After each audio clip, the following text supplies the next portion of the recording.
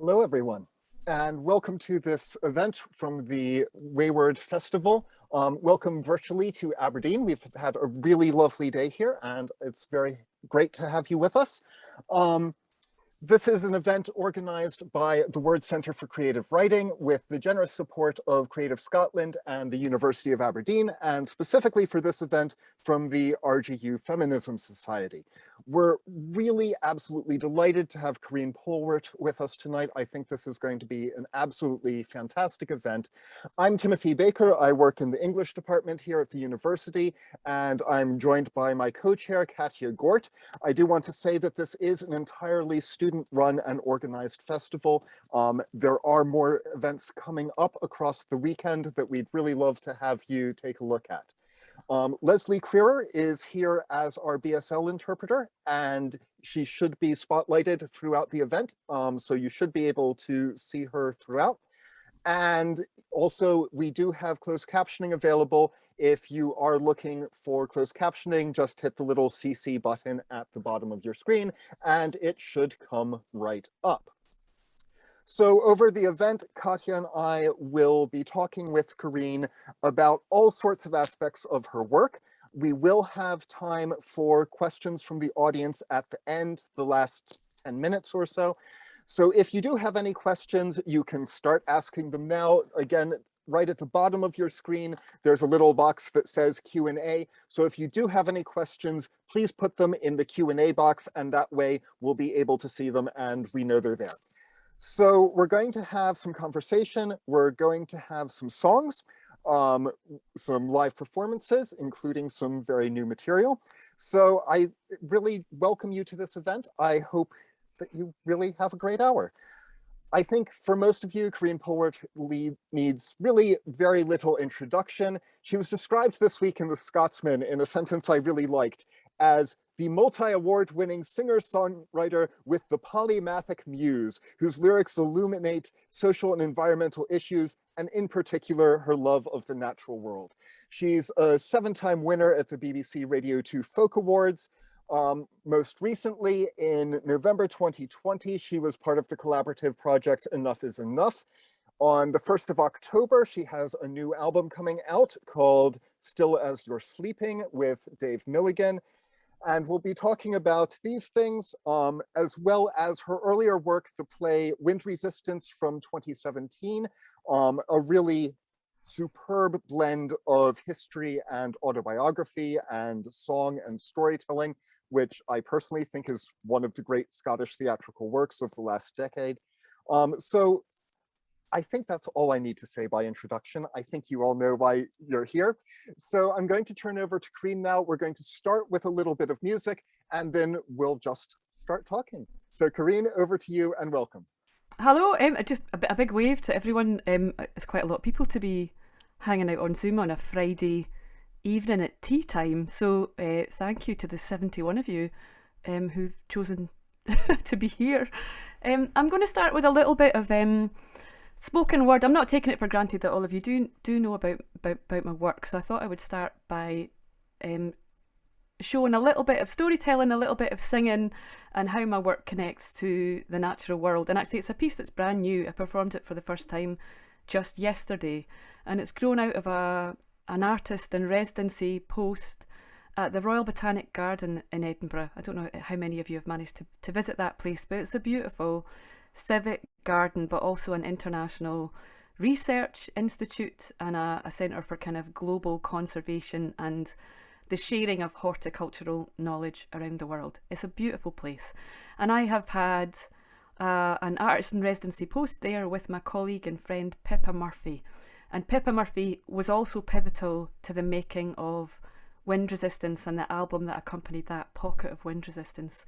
So we have a nice wee furrow of collaboration between us that we've built up over the past 5 years. And the bit that I deal with the storytelling and a large part of the content and the kind of song-like and story-like elements. And Pippa tells stories in her own way. She's a composer and a sound designer. So we work really well together because We are able to discuss with each other how we make work, but we don't occupy the same space creatively, and that works really well for coming up with work. So I have a piece for you inspired by the longest lived plant in the living collection at the Royal Botanic Garden. It arrived at the garden when it was opened in 1822, so it's in excess of 200 years old, and it's called the Sable Bermudana. It's a palm tree which originates from Bermuda, and its life is ending next week. Next Tuesday it will be cut down because it has reached the capacity of the glass house in which it lives and is too tall and too vulnerable to be moved elsewhere. So its life is coming to an end, and it's very poignant for many of the people that work there because they are attached to that plant. They love it, literally love it, and care for it every day.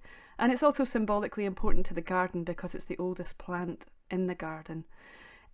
So we performed a living wake yesterday for the palm in the glasshouse where it lives. It was a private affair for the staff that have care or some kind of connection to the palm. And I just want to share with you one piece that I wrote. A lot of the wake, a living wake is the closest idea that I could come to the idea of it. We're very good at celebrating things once, and people, in fact, people and other forms of life when they're dead and gone. Perhaps not so good at celebrating and honouring and dignifying people or other forms of life when they're alive. So that's where the idea comes from. So I'm going to share with you the opening piece in which the palm speaks about its journey to get to Edinburgh. I hope this works. Well, for all the high-techness of my music, I'm literally playing the music through my computer screen into this microphone. So we're not talking high-tech stuff here, but I hope it carries to you wherever you are. Here we go. Hoping you can hear a little bit of music here.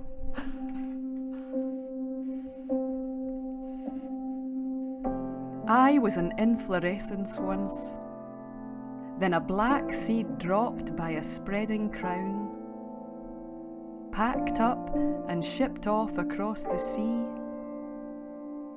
Perhaps we're not so different, you and me, to the port of Leith, via who knows where, from a crate to a cart to a house of glass. Did the townsfolk stare when they saw me pass through the streets up at Cannon Mills? I am windblown from far away. I am windblown. When this old garden was bold and new, corncrakes still rasped in the fields around. It took me longer than you live to find my ground in this palace of steel and light. Here you've tended and mended me hand upon hand, from keeper to keeper to keeper. And you've watched me rise up to the heavens above, and into the water you've poured your love. I am windblown from far away. I am windblown. I have listened to the little white box as it sings and brings me the air of a hurricane shore, the comforting shroud of the warm and the wet, from an island on the edge of the Gulf Stream. But I've never known the kinship of the cedar, or the circling of the petrel in the Sargasso Sea.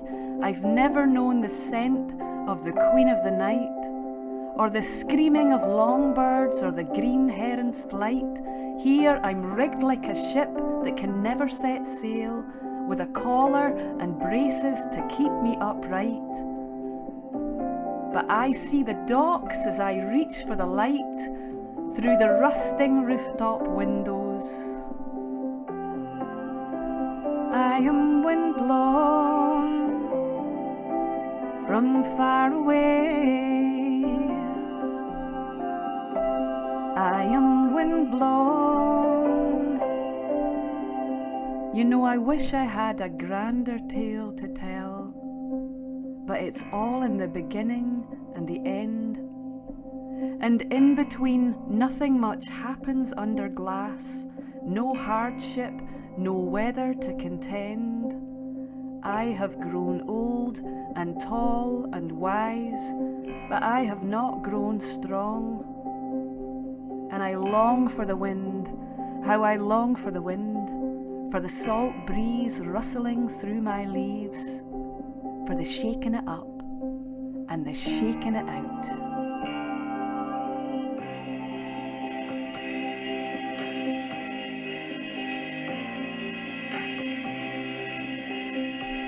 I am windblown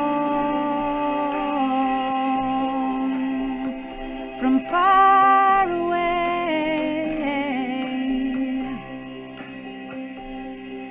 I heard these rooftops clatter when the big storm came.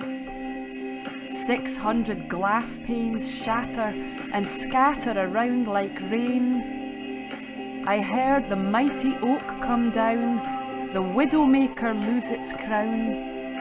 I heard the tree of heaven shake the Edinburgh earth on that sorrowful new year. And I heard you cry.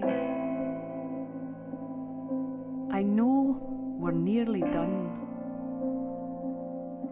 I know my time has come.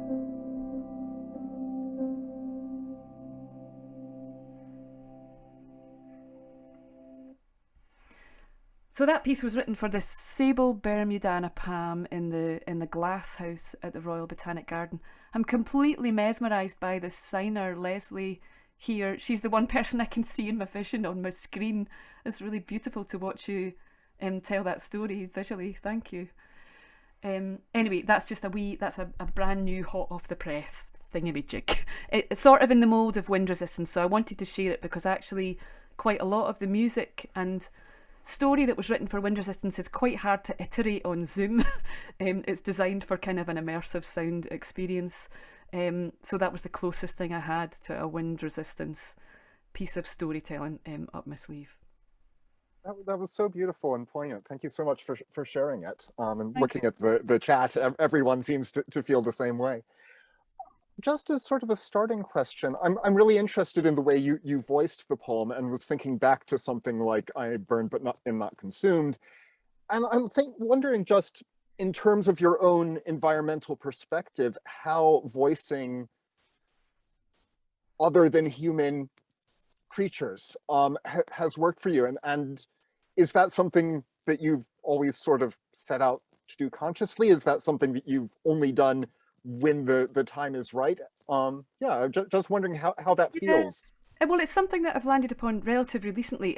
Wind Resistance was the first time, because if you're not aware of what Wind Resistance is, it's all rooted in my local moorland landscape. There's a little scrap of moor just south of where I live called Fala Moor, and everything spins around that place and the history of the landscape itself, of the creatures that live there, the plants that live there, and the people that have kind of cohabited that landscape with everything else. And during the making of that, a friend of mine, he said to me, "Why don't you go up?" I was stuck about how to tell a part of the story. And he said, "Why don't you go up and just ask the moor?" And I was like, "Oh, maybe I'll do that." So I did, and I go up there all the time, and I lie in the heather and I lie on the wee track at Fallon Moor, and I thought, gosh, what would it be like to try and tell this bit of the story from the moor's point of view? And I'd never thought about that before. But what it allowed me to do, which is a thing I come back to all the time now, I mean, there's an arrogance about it, let's be frank, like being a human trying to imagine what any piece of land or any other creature might be thinking. There's a fundamental arrogance there in that.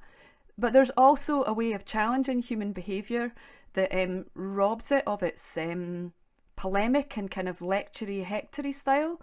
What one human says to another human is quite different than what one creature might say to us, or what one creature might say to another, or what a piece of land can say. So the first time that I adopted this non-human voice was in a piece called The Moor Speaks, and it allowed me to talk about how the moor had formed. It allowed me to talk about, with a questioning ear, about all the ways that humans had inhabited the moorland landscape, without me as a performer casting any judgment on any one of those things. So what I find is that it leaves loads more room for people to judge for themselves and kind of process these complexities of how we inhabit land and how we coexist with other forms of life. And so the sable palm speaking, obviously I have no idea what the palm might really say if the palm could speak, but it allows the palm in the course of the piece that we created to be both tender and deeply critical of kind of human activity in a way that would land wholly differently in the room of people if it were me doing that. So that's the strategy, really.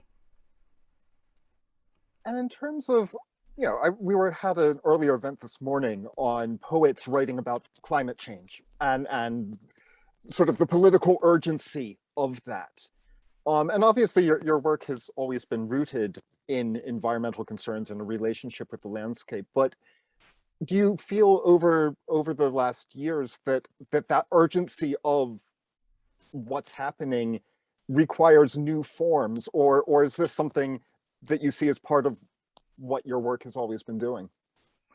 Yeah, I mean, certainly it's become almost exclusively the focus of my work. And actually, what I noticed, I'm interested that this is organised by the Feminist Society, is it, or what's it? Is that correct? Yeah, in partnership, yes, definitely. So for me, my work has shifted, and these things are not contradictory, and actually they overlap with each other. Almost all of my work prior to writing about the environment was about the position of women and the historic and contemporary experiences of women. And then those two things overlapped in wind resistance, because that's essentially what wind resistance is it's kind of I guess you could call it an eco-feminist kind of perspective on things. And now it's shifting into being less about women and more about non-human forms. So in terms of urgency, yes, I feel like that everyone else, of course. It's like the issue is pressing. But interestingly, what I think what story can allow us to do is actually be less urgent and slow down. And I think that is actually just as important as that sense of urgency. I had a really interesting walk exactly a week ago with a man who was previously spent his entire career working at the Botanic Garden in the capacity as an ecologist. He's a forest ecologist, is his specialism. And he talked about that sense of urgency, and he feels that some of the response to the what is indeed literally catastrophic circumstances for many people in the world, that actually what we need to do as humans is get out the way. And it's less about our own urgency and our own desire to fix it and see the consequences of our own actions. And what's been really interesting working at the Botanic Garden with horticulturalists and gardeners is that it's rooted in horticultural and practice that the things that you do now, you will not see the benefit of those things. They will not come to fruition in your lifetime. They will come to fruition in the lifetime of your grandchildren's children or grandchildren. And so there are to adopt that mindset of like, this is not something that we will fix in 4 years or 10 years. This is something that requires us to think beyond the end of our own lives and our children's lives. It actually requires us to slow down.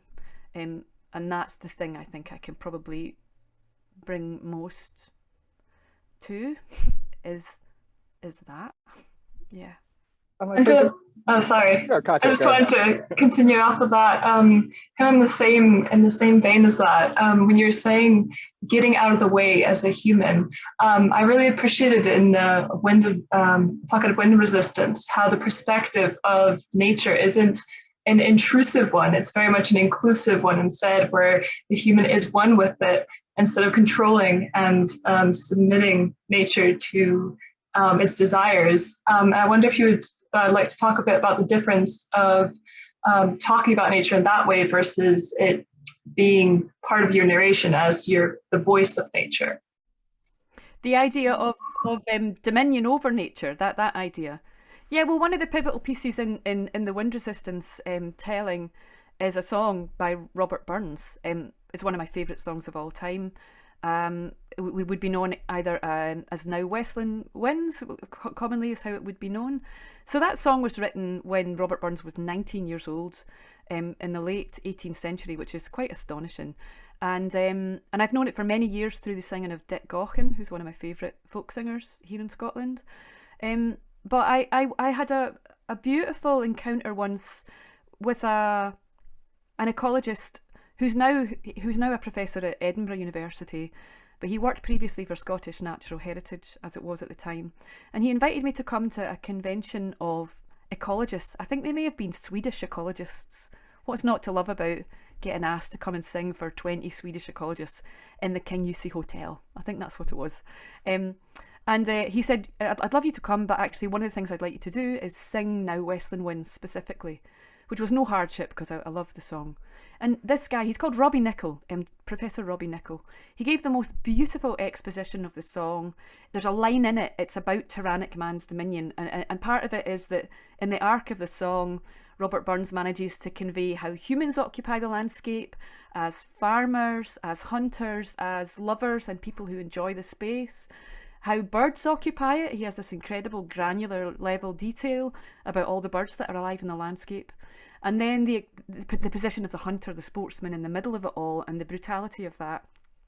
And there's this line about avaunt away the cruel sway, tyrannic man's dominion.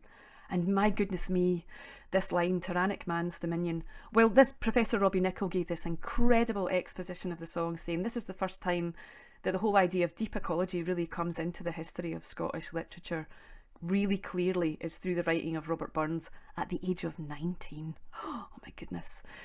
So that whole idea of dominion haunts me now because in some measure I worry that some of our desire to fix things in terms of like climate emergency and crisis is just another kind of human dominion. And actually this walk that I had last week with this incredible writer and ecologist Ian Edwards, he was saying forests know how to regenerate themselves. Like, you make the space for landscape to do its thing and it will find a way to regenerate itself. It needs a hand, but ultimately it needs no hands. And there's something about that that's quite challenging for us because we want to be the ones that make things better. And sometimes you make things better by not doing anything. Absolutely. I have so many questions, but I also am keeping an eye on the clock, and I know that there are people who would like another song. So if you're happy doing another song, do you know what? I'll do a super duper short one. So I think it's 2 minutes long. One of the projects I've most enjoyed in recent years is a project called Spell Songs, which brings together 7 musicians, folk musicians from Scotland, England and Senegal. It includes the Gaelic singer Julie Fowlis, the incredible kora player and composer Sekou Keita from Senegal. It's a beautiful ensemble. It's just an absolute privilege to be part of. And all the music created for Spell Songs is rooted in the work of Robert McFarlane, who I know many of you will know, and Jackie Morris, incredible writer and visual artist. And they collaborated on 2 projects, The Lost Words. I'm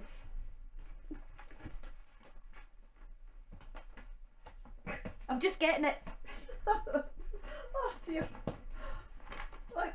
It won't come out of my bookshelf. Just give me a second. This is it. What a fankle. Sorry. I should have had a slick PowerPoint presentation, but anyway, this is the analogue version. This is The Lost Words, and it's a collection of 20 words, which were excised from the Children's Dictionary, one of the leading children's dictionaries. All of them were words for things in the natural environment, and truly shocking, some of them. Heron, wren, heather, bluebell, conker. They were bumped out of the Children's Dictionary in favour of words that named things in the technological universe, and it said quite a lot about just the shift of culture and the fact that many, not just children, but many of us don't recognise or are able to name things in the natural environment. So Jackie and Robert got together to respond to that and to try to draw attention to this loss of which is a loss of connection. The loss of language and is the loss of connection. So the Spell Songs project is music that accompanies their beautiful work in print. So I'll do a tiny, that's a terrible long introduction for a very short song. I wrote this song in the room with Julie Fowlis, and it's about the mountain hare. So the mountain hare is the only Arctic mammal in Scotland and the north of England. And it's been endangered for many reasons in a Scottish environmental context. It's been hunted because of its impact on grouse populations and shooting estates. But it's also very vulnerable because of changes in climate. It's an animal which has evolved to turn white in the winter months. And as our climate shifts and snows are less likely to come, the hare is not able to evolve as quickly as our climatic and weather systems are evolving. And the same is true of the snowshoe hare over in North America as well. So this is about the snow hare. And one tiny wee detail to mention is that when we were writing the song together, Julie and myself, she remembered the last time that she had seen a mountain hare when she was out walking. And this got us into a discussion of place names, especially in the kind of upland environments of the Highlands. Many of those place names are in Gaelic. And the names reveal a lot about what lives in those environments. So some of those are mentioned in their English translation in the song. And that's another thing to say. It's not just the loss of language in terms of like naming words for things, it's the loss of languages and what those languages hold in terms of knowledge about how people have lived historically in those landscapes. And in Scotland, that means Gaelic is holding a lot, as is Scots. So here we go. This is the snow hare. The hare turns white as the year turns black. Oh, the rain is falling.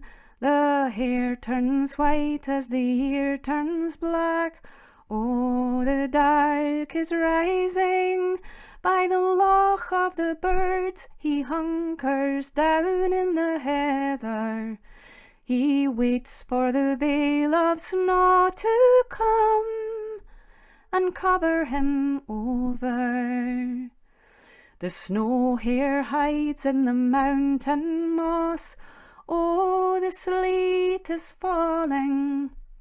The snow hare hides in the mountain moss.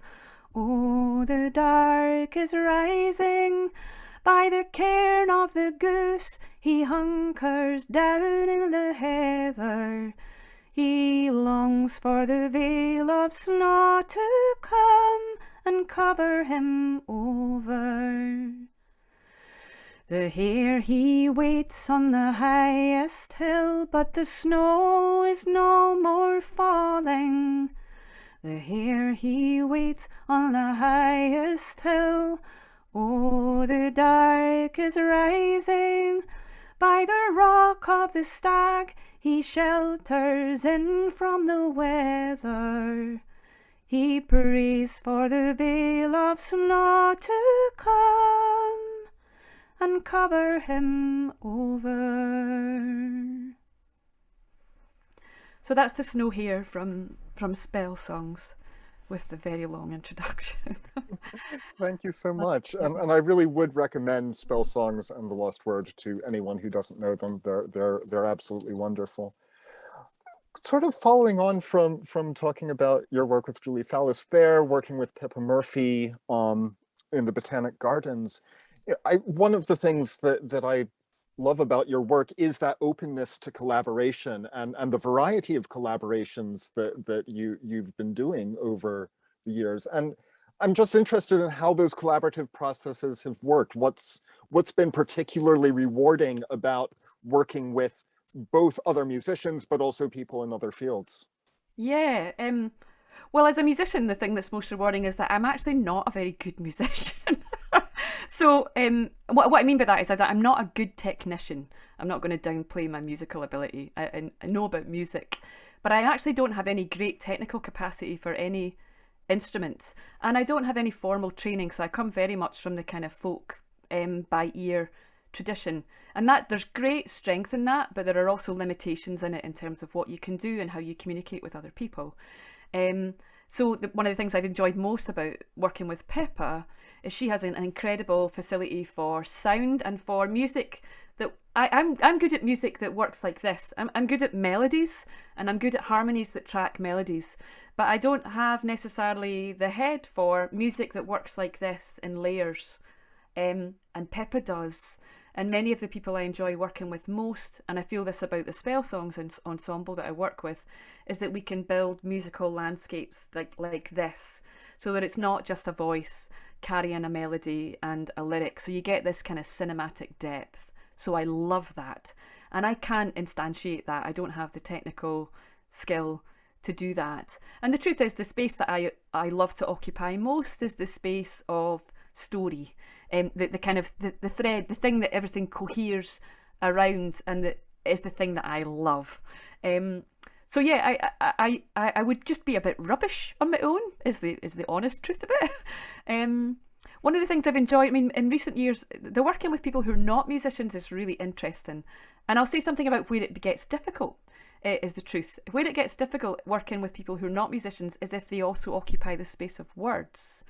And there's a tussle for how those words get formed. It's not always easy to collaborate with people who want to occupy the same space as you. And in that sense, Robert McFarlane has been extremely generous in the Spell Songs process, because he has given his words into the project, and he has only stepped in to offer further guidance on how those words get shaped when he's been asked. Which has been, on a number of occasions, he has been asked, and he's been invaluable in that process.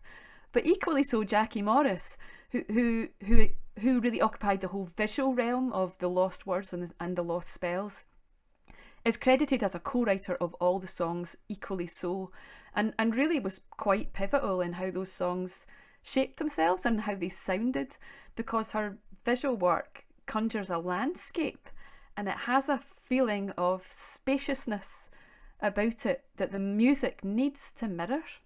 It needs to be true to that realm of things. So there's something about working with people who don't make words that's really brilliant. And I've also made 2 other separate albums where there's been a collaborative process of commissioning visual artists in the making of those albums, and it's really enriched the whole process for me. So partly it's, yeah, just everything sounds better with other people. It's more fun. You have someone to bounce your ideas off, and someone who will challenge you on your ideas. So there's a dramaturgical process involved, particularly with Pippa. She's a fantastic dramaturg. But no one is getting in my way. If I want to write a really spoddy thing about something that really interests me, I can just go ahead and do that. And I am honestly never happier than when that is my job. As well as collaborating with a lot of people, you also use a lot of different instruments in your music. I was wondering how that affects the process of writing the music, and if you specifically choose different instruments for different projects. Well, again, don't tell anybody, but I choose a lot of these instruments. I can't actually play any of them very well. So I use a lot of instruments because my capacity on the instruments that I can play is limited, and that's actually truthful. So, I mean, I'll show you one, for example. So my dear friend Inga Thompson plays one of these. It's a sansula. So it's a kind of adaptation of an instrument that you might find in West Africa. There's a whole family of instruments. And it's been kind of turned, sort of souped up with a sort of wah-wah pedal type thing. What's beautiful about it is that it doesn't take up much space. People can be virtuosic on this instrument. There are virtuosic kalimba players. All I do is create myself a little ting-ting bed. Anyone could do that, honestly, in 5 minutes. Any one of you in the chat room could do this. But sometimes it's enough to do very little. So I play a lot of instruments, I guess. Yeah, I mean, part of it is pragmatic. I'm not a technician. But sometimes it's because if you want a story to breathe, you need to make sure that not too much is going on around it. It's about what is the vehicle for conveying this feeling. I think as well, because as a singer, I come from a traditional music background. And in a Scottish context, traditional song is an unaccompanied art. It's not even a harmony art like it is in many parts of Europe and other parts of the world. It's a singular voice, melodic, unaccompanied art form. But it survived for hundreds of years and sustained people's interest without anything going on around it. So I think I have faith that often that if you have a good story, a strong story to tell, and your intent is right, and your story is tight, as for example traditional ballads are, then it needs just enough to support it and situate it in space. So I guess that's part of it.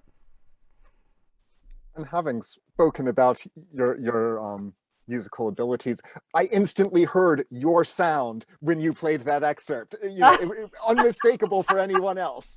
But thinking of the ballad tradition and thinking of the work you've done in Scottish Songbook and the new album of covers of more recent material, I'm interested in, I guess, how you've chosen other people's material, especially when it's living artists rather than things from tradition, and if that's required a different approach in terms of performance or setting than material that you've written on your own, as it were. Well, I think the thing that when I'm performing other named writers' material, it does feel different than if I'm performing traditional material or even stuff like named writers like Robert Burns, because those songs have existed for a long time and there's a sense in which those songs aren't owned by anyone. They're a resource for everyone. But when it's named writers, especially named writers that you love and you love their work, you got to have a degree of a brass neck to tackle a song that you love and that a whole bunch of other people like just exactly the way it is. Like, why would you even bother having a go? So there has to be a reason for it. As far as, I mean, reasons include, like, you're at the pub and it's a good laugh, or you're at the karaoke, and that's a perfectly good reason. But if you want to get up as a professional singer, there's got to be a wee bit more to it than that. So I think I'm always interested in the context for the songs, and that's a thing I think I've realised over the past 10 or 12 years or so, that when it comes to performing live, just at regular gigs, obviously you can tell that I talk a lot, like this is a self-evident thing, and at gigs it became so that almost a third, if not more, of the gig was me talking and the rest was singing.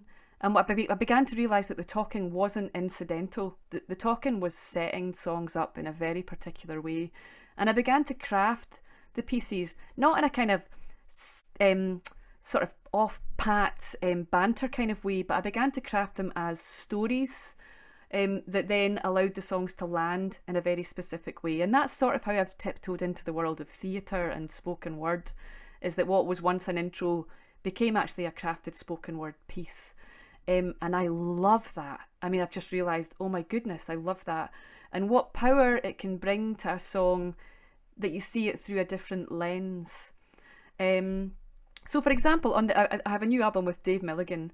It's called Still As You're Sleeping. There's a piece on that album which I've written, which we've written together. It's called Sticker Point, and it's about the history of geology. James Hutton, the Scottish geologist from the 18th century. This is an example of my spoddy mindset. It's like, why wouldn't you write a song about the foundation of modern geology? I mean, why wouldn't you?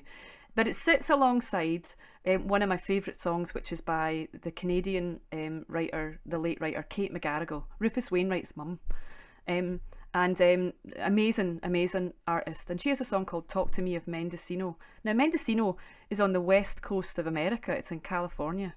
What's the connection between Sticker Point and Mendocino? In my head and in the show that we've now crafted, Mendocino is at the intersection point of 3 plates on the San Andreas Fault. So it's one of the most tectonically lively places on the planet. It's got an incredible history. I've written a piece that's about, it's called Let Me Talk to You of Mendocino, and it talks about the geological underpinnings of that part of America. It talks about the redwood forests and how old those trees are and how vulnerable they are to human intervention. And then it flips between California and the east coast of Scotland, because Sticker Point was hitherto one of the most tectonically active places on the planet. This is no longer the case. But in my head, I'm going, these things are clearly connected. And actually, they are. You know, they are. So myself and Dave have crafted a little 15-minute piece that includes Sicker Point, Talk to Me of Mendocino, and a composed piece by Dave called Glen Tilt, which is another place in Scotland that was kind of pivotal to the founding of modern geology. And so I see everything through an idiosyncratic lens because I have a story to tell. And it means that Talk to Me of Mendocino, it doesn't need anything. It's a beautiful song. It's 3 minutes long. It's gorgeous. You can enjoy it just on its own, but you can also enjoy it as a companion piece to a meditation on the east coast of Scotland. Why not? And I really think that that sense of making connections that work emotionally and intellectually is one of the things that I've always really appreciated about both your recordings and your performances, especially that there is that sense of a journey. Well, I really appreciate that, because if I were asked to define my thing, what is it that I think is the characteristic thing of my making? It's making connections between apparently disparate things seem emotionally and intellectually truthful. That's my whole thing. That's it. It's a great thing to do. And I think we're all really just so thankful you do it. I'm going to be opening up for questions before too long. So just to remind everyone that there is the Q&A button. I know there are some things in the chat that we've seen, mainly, when are you going to come play near us? Seems to be the dominant question we're getting. But just reminder to all the audience members that if you do have questions, please do put them in the Q&A box. I think if everybody agrees with, we might have time for one more song. Something we could do? Should we do it at the end? I think get some questions. Why don't we do some questions? Okay. The questions look kind of amazing. I wish I had time to answer everyone. There are a couple very specific questions about if you might be performing Wind Resistance again. Well, I really hope so. I was supposed to perform it literally in the week of lockdown last year, so I had a big run in Edinburgh and I had a run in London also scheduled for last year, both of which bit the COVID dust. So it's definitely not a dead project, but it's a very difficult time right now. Everything is really screwy around getting access to venues and being able to do anything.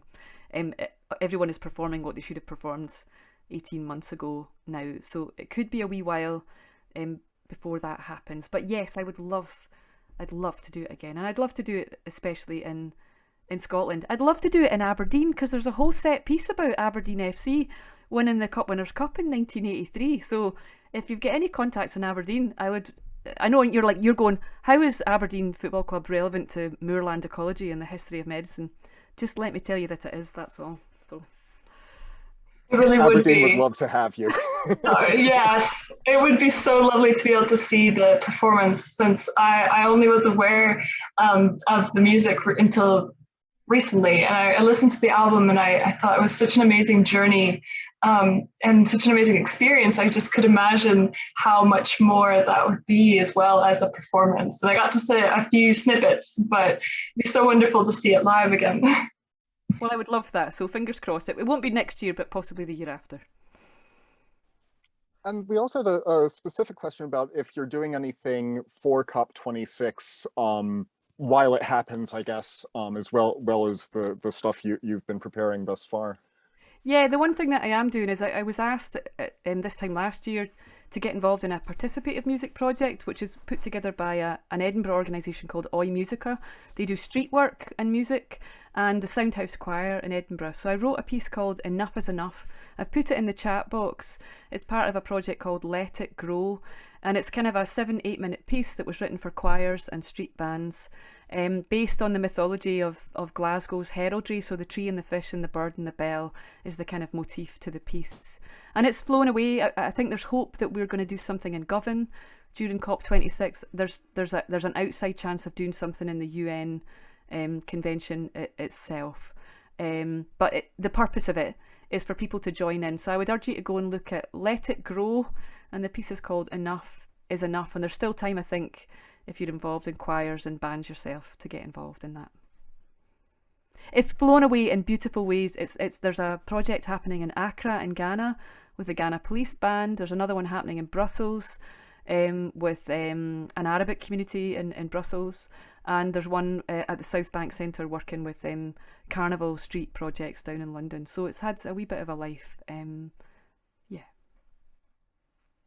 There's another question in the chat, which is about the difference between sung or spoken words.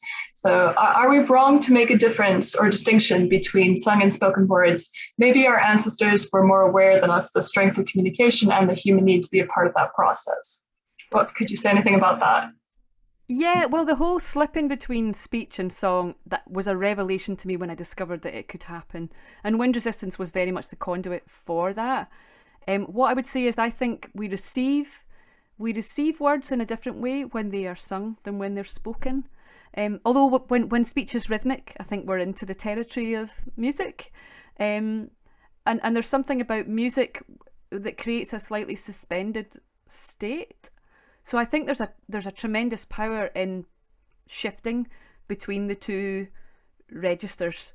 But song creates a different, I don't know what it, I can't even really quite explain what it is, but I think literally neurologically that is the case. You're in a different place that's more emotional. And I think it's really helpful to be able to shift between those two registers. And now I'm just addicted to it. Like, it's just, I think pretty much everything that I make now has this little kind of fluidity between the two ways of, I might even say that I write spoken word now. I felt a bit nervous about that a few years ago, but I think now I can maybe claim that. Maybe. We have another question from the Q&A box from Polly. You do a lot of collaborative work, but also community work, like Let It Grow. How important is community to your idea of music and words in the world? Well, I would say, I don't do nearly as much community work as I used to do. I come very much from a community music background. I literally got into singing through a community education night class while I was working in the kind of social work, homelessness. I was working for Scottish Women's Aid, and that was my kind of day job. So I've come through community education, and I've taught and facilitated in that environment. I did that for many years after making the leap into being a musician. I think I make music because of the sense of community, and I'm in the world of folk music, largely speaking, because that's absolutely pivotal to the whole thing. The folk music is a community. It's all about collaboration. It's all about, just this shared heritage of song and story that's been passed down to us. But as a matter of fact, I couldn't claim to be really deeply involved in the community now in the same way that I was. I dip in and out of it and support where I can, but I also think I've got a role in, I guess, in caring about places and making art about those places. So even to make a piece of work about Fala Moor is a contribution to my community. It's not as obvious as doing something at the youth club in the village hall would be, but it's still a contribution, I feel, to what matters in my place. So I think we just need to be mindful as musicians and makers of where our little connection lies, and maybe what we can best do with the limited time and resources that we've all got. Absolutely. And we have a question from Roxanne in the chat, which I would really concur with, which is about how you manage to both celebrate nature and place without romanticizing them. She says, allowing space for mourning and nourishment or joy side by side. And the question is really how you balance these different tensions in your creative practice and indeed in your life. Well, to me, it helps enormously to come from a traditional music background, because to me the canon of traditional music is essentially that. It's the balancing of joy and grief. And the songs that I've been drawn to, that have been, that are hundreds of years old, do that beautifully. There's a whole history of lamentation, and I take great. So I'm guddling in that pool that's already there. I haven't made this stuff up. I think though, I mean, to me, the whole thing about grieving is such a big thing just now because it's such a mess, and it's such a stress as well, that just making space to be sad feels like a liberation, if you know what I mean. And I think, and it is because I've come through the folk tradition and watched others who've gone before me navigate that line between absolute sadness, death, cruelty, violence. Like, this Scottish traditional music canon is riddled with the most brutal imagery and experiences, and yet managed to create experiences where people are in shared space that are not downbeat. So it's like how to carry all of that stuff and leave people going out the door always with some element of redemption. And I'm not suggesting that, in fact, that actually people's lives are necessarily redemptive, because that's obviously not the case. Many of us just live rubbish lives and there is no redemption. But I think as artists, for me, I'll speak for myself, I can't speak for anybody else. I want people to be allowed to grieve and recognise that harshness, but I also want them to feel the other people around them. This is the thing I'm most looking forward to about getting back into live space, is that when you feel those feelings with other people, it's wholly not the same as when you feel them in your own head or in your own headphones in your own rooms.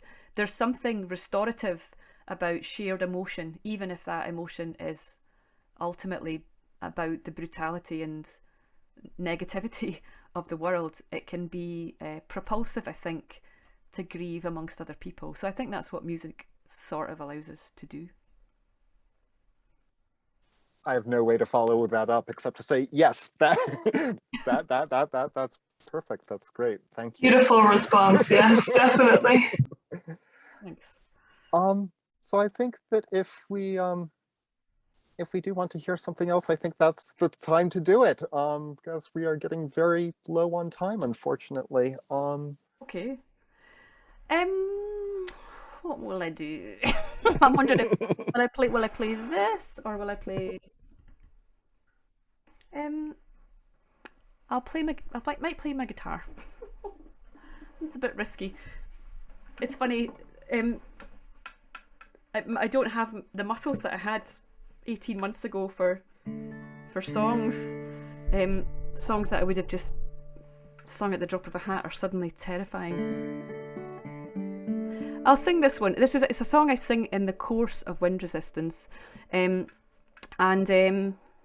This is the other useful thing about coming from a musical background in terms of storytelling, is that I literally have a head full of songs.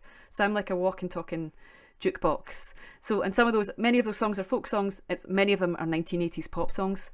And I can draw on those as tools to tell a story. So this one fits into Wind Resistance when I'm describing the moor and the fact that the bird that is most audible in the summer months on the moor is the skylark. So I basically, when I was telling the whole thing about why skylarks live on the moor and the ecology of skylarks, I was like, do I know any songs about larks? And it's like, of course I know some songs about lark. I know songs about heather, all the things you might want to name in a moorland environment. The Scottish traditional music canon and the Irish traditional music canon, they've got those songs already. So this one has come from the Irish tradition. It was actually originally, it was a poem set to a tune. The tune is a traditional tune called The Tailor Lad. It comes from the traveller tradition of the west of Ireland.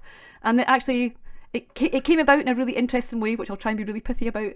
It was collected by a woman called Lady Mary Ferguson, who was a folk song and tune collector. Her husband was Sir Samuel Ferguson, one of the leading poets in Ireland. And she used to diddle this tune in her house. And their house in the 19th century was a centre of artists and poets from all around Europe. So a harper from Sweden called, second mention for Sweden tonight, rock on Sweden, Alfred Theoden, he was a harper, was visiting them and fell in love with this tune as she sang it. So she taught it to him, he took it back to Sweden, transcribed it for harp, couldn't get it out of his head, and wrote to Samuel Ferguson and said, I think this needs to be a song. And these words came from that process. So what began as a traveller tune in the west of Ireland via a kind of bourgeois, middle-class, artistic household on the way to Sweden and then back again to Belfast. It's thought of as a traditional song, but its journey is as convoluted as the journey of many traditional songs. So this is the lark in the clear air.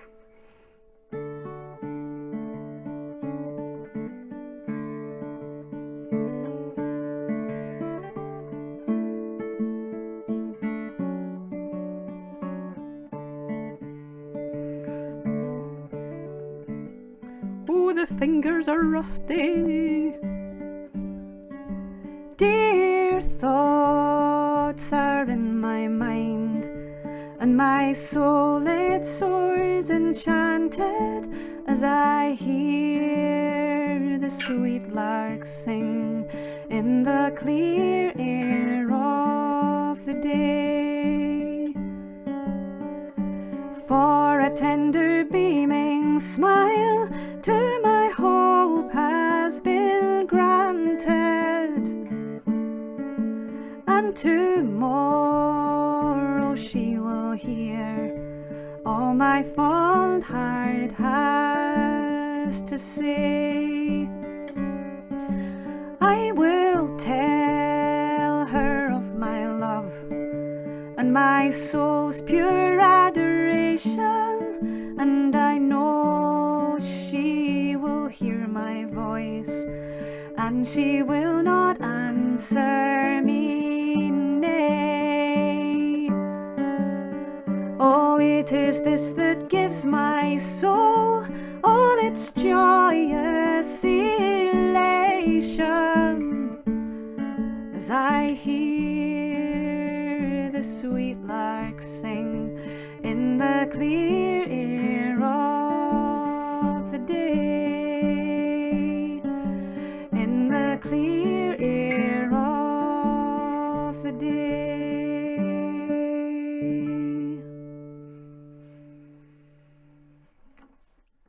Thank you so much, Karine. I don't think I've ever had a moment before where I was really glad my camera was off so that the audience wouldn't see me crying.